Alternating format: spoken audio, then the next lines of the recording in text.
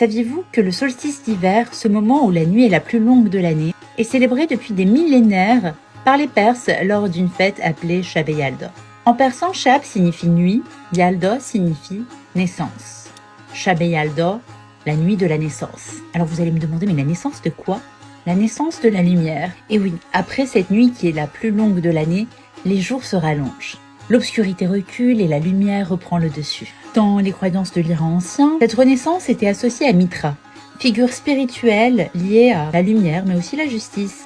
Shab e Yalda signifie ainsi la naissance de la lumière au cœur des ténèbres. Alors cette nuit-là, les familles se rassemblent autour d'une table abondante.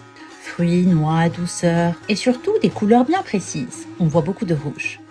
Surtout des fruits à la chair rouge, comme la grenade, la pastèque, dont la couleur rappelle le soleil et l'aube qui revient petit à petit. Alors lors de cette célébration, il y a un rituel que les Iraniens ne peuvent absolument pas s'en passer, c'est le Fol e Hafez. Hafez est l'un des plus grands poètes iraniens. Chacun son tour, on fait un souhait, on pense à quelque chose et on ouvre le livre de Hafez, qui est un livre de poèmes du fameux poète Hafez.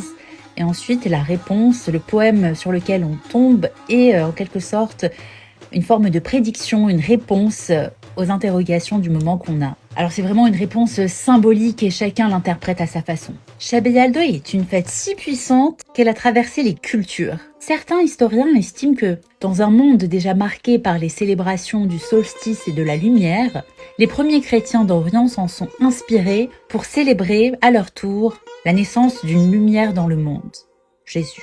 C'est intéressant de voir que depuis des millénaires, l'être humain a voulu de différentes façons marquer le retour progressif de la lumière. Puisque vous le savez, dans différentes cultures, la période du solstice d'hiver est célébrée par différentes grandes fêtes majeures, chacune exprimant à sa manière ce besoin universel de lumière et de renouveau.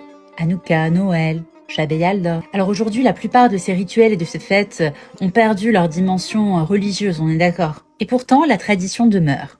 Un message ancien toujours vivant. La lumière gagne sur l'obscurité.